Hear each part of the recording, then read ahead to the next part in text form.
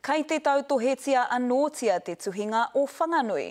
Nō te rānei I whakatūwhiratia I te kaunihera o Whanganui, te kuaha ki ngā tono tūmata whānui mo te ingoa e tika ana kia whakamahia.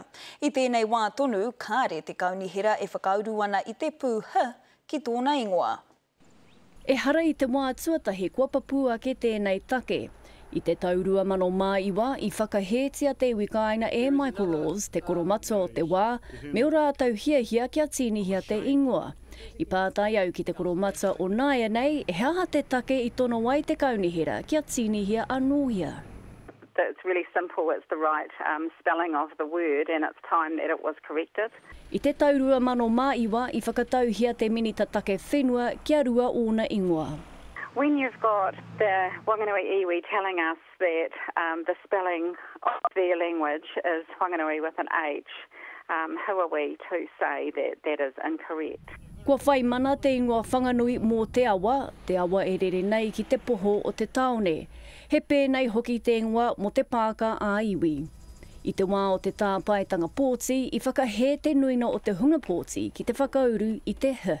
If you look at the numbers who actually put in an answer to the referendum, it wasn't that big a majority who said, no, we want to keep it as Wanganui. Hei tāna hoki no te tau 2001 e nā whakaaro.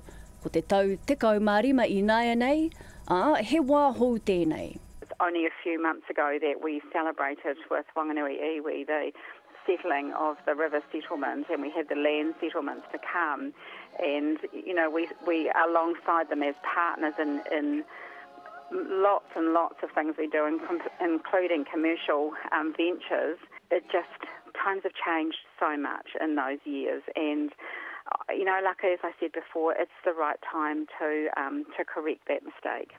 Nō te kaunihera ana he te mana ki te tono atu ki ngā pou taunaha o Aotearoa me te tini te ngō te rohe. I tēnei rangi, kua hua ki nā te tatau ki ngā tono a te hapori. We took that extra step because there were still a number of people who felt that the referendum that was held in 2009 showed that majority didn't like it, and so now is the time to actually find out how much that's changed. Heoi te mutuna iho nō ngā pou taunaha o Aotearoa te whakatau whakamutuna. Ka kati te tatau ki ngā tono a te hapori hai te 13 o tēnei marama. Pēata Melbourne te karere.